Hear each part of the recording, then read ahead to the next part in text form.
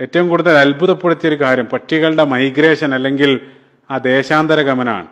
10,000-കണക്കിന് കിലോമീറ്ററുകൾ താണ്ടി ഒരു കൂട്ടം പക്ഷികൾ നടത്തുന്ന ആ ദേശാന്തര ഗമനം, അതിൽ ഏറ്റവും കൂടുതൽ ദൂരം ലോങ്ങസ്റ്റ് ഫ്ലൈയിങ് ബേർഡ് എന്നുള്ളത് ബാർട്ടൈൽ ഗോഡ്വിറ്റ് അല്ലെങ്കിൽ വരവാലൻ ഗോഡ്വിറ്റ് എന്നുള്ള ഒരു പക്ഷിയാണ് ഏറ്റവും കൂടുതൽ ദൂരം ദേശാന്തര ഗമനം നടത്തുന്നത്.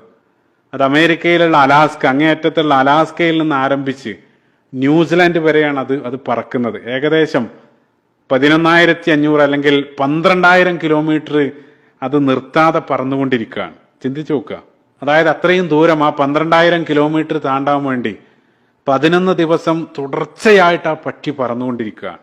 അതായത് ഏകദേശം 250-ലധികം മണിക്കൂറാണ് കണ്ടിന്യൂസ് ആയിട്ട് ആ പക്ഷി പറന്നുകൊണ്ടിരിക്കുന്നത്. നോൺ സ്റ്റോപ്പായിട്ട് പറക്കുകയാണ്. അപ്പൊ അതിനിടയിൽ നിരവധി രാജ്യങ്ങളും അതെല്ലാം പിന്നിടുന്ന സന്ദർഭത്തിൽ അവിടെയുള്ള കാലാവസ്ഥാ വ്യതിയാനങ്ങൾ, വെയിലും ചൂടും മഴയും മഞ്ഞും, അതൊന്നും അതിനെ ബാധിക്കുന്നില്ല. ഏതൊരു പ്രതികൂല സാഹചര്യത്തിലും അതിൻ്റെ ആ പറക്കൽ അത് തുടർന്നുകൊണ്ടേയിരിക്കും എന്നുള്ള. അങ്ങനെ വിശാലമായിട്ടുള്ള കടലും അതേപോലെ തന്നെ മരുഭൂമിയും കാടുകളെല്ലാം പിന്നിട്ട് അവസാനം അതിൻ്റെ ലക്ഷ്യസ്ഥാനത്തെത്തുകയാണ്. 12,000 കിലോമീറ്റർ 11 ദിവസം തുടർച്ചയായിട്ടൊരു പക്ഷി പറക്കുക, അത് സാധ്യമാണോ? അതെങ്ങനെയാണ് നമ്മൾ അറിയുന്നത്? വളരെ കൃത്യമായിട്ട് ഈ രംഗത്ത് പഠിക്കുന്ന ഓർണിത്തോളജിസ്റ്റുകൾ അല്ലെങ്കിൽ പക്ഷിശാസ്ത്രജ്ഞന്മാർ അവർ സാറ്റലൈറ്റ് ടാഗെല്ലാം വെച്ച് കൃത്യമായിട്ട് ട്രാക്ക് ചെയ്ത് അതിനെ നിരീക്ഷിച്ചതിന് ശേഷം കൃത്യമായിട്ടുള്ള പഠനങ്ങളുടെ അടിസ്ഥാനത്തിലാണ് ഈ ഒരു കാര്യം അവർ പറയുന്നത്. എങ്ങനെയാണ് ഭക്ഷണവും വെള്ളമൊന്നുമില്ലാതെ തുടർച്ചയായിട്ട് ഈ രൂപത്തിൽ യാത്ര ചെയ്യാൻ സാധിക്കുന്നത്? അത് പഠന വിധേയമാക്കിയ സന്ദർഭത്തിൽ മനസ്സിലാക്കാൻ സാധിച്ചത് ഈ പക്ഷി അതിൻ്റെ ശരീരഭാരം എന്നുള്ളത് 400 മുതൽ 600 ഗ്രാം വരെയാണ് ശരീരഭാരം. യാത്ര തുടങ്ങുന്നതിന് തൊട്ടു മുമ്പായിട്ട് അതിനുള്ളൊരു പ്രിപ്പറേഷൻ എന്നോണം അത്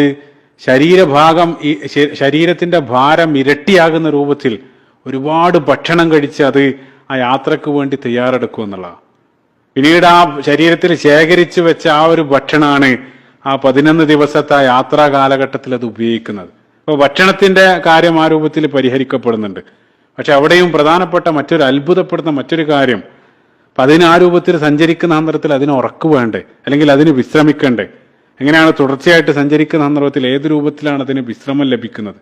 അവിടെയും പഠന വിധേയമാക്കിയ സന്ദർഭത്തിൽ മനസ്സിലാക്കാൻ സാധിച്ച ഏറ്റവും വലിയൊരു അത്ഭുതം, അപ്പൊ നമുക്കറിയാം മനുഷ്യന്റെ മസ്തിഷ്കം എന്നുള്ളത് 2 അർദ്ധഗോളങ്ങൾ, 2 ഹെമിസ്ഫിയറുകളാണ്.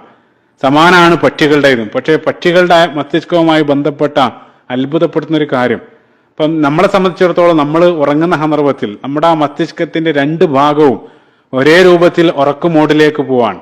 പക്ഷെ അതേ സന്ദർഭത്തിൽ പക്ഷികളെ സംബന്ധിച്ചിടത്തോളം അവയുടെ മസ്തിഷ്കത്തിന്റെ ഒരു ഭാഗം, അർദ്ധഭാഗം ഉറങ്ങുന്ന സന്ദർഭത്തിൽ മറ്റേ അർദ്ധഭാഗം അത് ഉണർന്നിരിക്കുകയാണ്. അപ്പൊ സഞ്ചരിക്കുന്ന സന്ദർഭത്തിൽ ഹാഫ് ബ്രെയിൻ ഓൺ ആയിരിക്കും, അതേ സന്ദർഭത്തിൽ ഹാഫ് ബ്രെയിൻ ഓഫ് മോഡിലായിരിക്കും.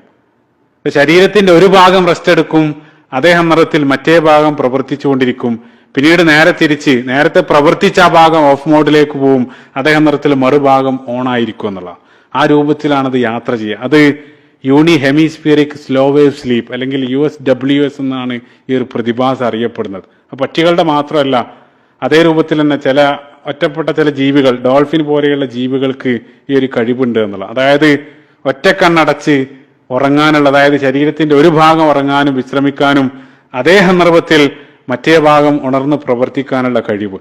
അതുകൊണ്ട് തന്നെ നമ്മളെ പോലെ രാത്രി വിശ്രമിക്കേണ്ടതില്ല. ആ യാത്രയിൽ തന്നെ ഇപ്പൊ നമ്മൾ സുദീർഘമായിട്ടുള്ള ഫ്ലൈറ്റ് സഞ്ചരിക്കുന്ന സന്ദർഭത്തിൽ നമ്മൾ ആ ഫ്ലൈറ്റിൽ കിടന്ന് ഉറങ്ങുന്നത് പോലെ തന്നെ അവര് ആ സഞ്ചരിച്ചു കൊണ്ടിരിക്കുന്ന സന്ദർഭത്തിൽ തന്നെ ആ വിശ്രമ മോഡിലേക്ക് ഒരു ഭാഗത്തെ ഇട്ടുകൊണ്ട് അവര് ആ സുദീർഘമായിട്ടുള്ള ആ ഒരു മൈഗ്രേഷൻ അവർ തുടർന്നു കൊണ്ടിരിക്കും എന്നുള്ള. സുബ്ഹാനല്ലാഹ്, അത്ര വലിയ അത്ഭുതമാണ്. അവരുടെ ആ സുദീർഘമായിട്ടുള്ള ആ സഞ്ചാരത്തിന് ആ പക്ഷികൾക്ക് ഈ ഒരു കഴിവ്, ഈ ഒരു സവിശേഷത അവർക്ക് അനിവാര്യമാണ് എന്നുള്ള. അപ്പൊ അല്ലാഹു സുബ്ഹാനഹു വ തആല അവരെ സൃഷ്ടിച്ച സന്ദർഭത്തിൽ തന്നെ ആ ഒരു സവിശേഷമായിട്ടുള്ള കഴിവ് അല്ലാഹു സുബ്ഹാനഹു വ തആല അവർക്ക് നൽകി അനുഗ്രഹിച്ചു എന്നുള്ള.